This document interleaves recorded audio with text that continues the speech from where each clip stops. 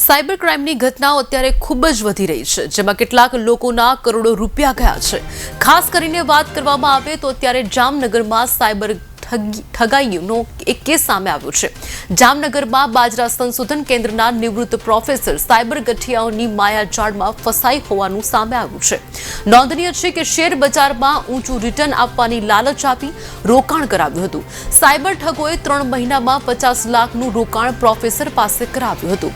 મળતી જાણકારી પ્રમાણે બેંક મારફતે 23 લાખ રોકડ, 8 લાખ અને પત્નીના 18 લાખના શેર તેમજ કુલ મળીને 50 લાખ રૂપિયા પડાવી લેવાયા હતા।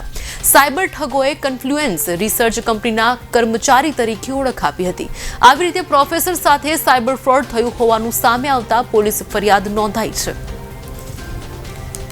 જામનગર સાયબર ક્રાઇમ પોલીસ સ્ટેશનમાં દાખલ થયેલી ફરિયાદ વિગત એ રીતે છે કે એક નિવૃત્ત અધિકારી એટલે કે જે સિનિયર સિટીઝન છે એમની પાસેથી એમને શેર માર્કેટમાં અને કોમોડિટી માર્કેટ, ઇક્વિટી માર્કેટમાં રોકવા માટે, પૈસાનો ઇન્વેસ્ટ કરવા માટે એક કન્ફ્લુએન્સ રિસર્ચ કરીને કંપનીના મેનેજર અને કર્મચારી તરીકેની ઓળખ આપી, જે આ કામના આરોપી છે જેનું નામ છે બંટી ઉર્ફે અંકિત બંસીલાલ શર્મા, જેની ઉંમર વર્ષ 26 છે।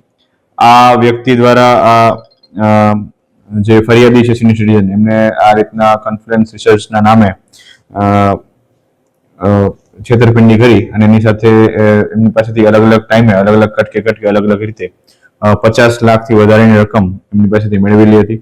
અને આ તમામ રકમ એને પોતાના પર્સનલ એકાઉન્ટમાં મેળવી, કંપનીના નામે લીધા હોવા છતાં પણ પોતાના પર્સનલ એકાઉન્ટમાં લઈ અને ત્યારબાદ તેને અલગ અલગ જગ્યાએ ઇન્વેસ્ટ કરી અને આ વ્યક્તિને પોતાના આ પર્સનલ આર્થિક હિત માટે થઈને જે ફરિયાદીના પૈસા પરત આપેલ નથી તેમજ ફરિયાદી પાસેથી વિશ્વાસઘાત કરી એમની ઇન્વેસ્ટમેન્ટનો ફ્રોડ કરેલો છે।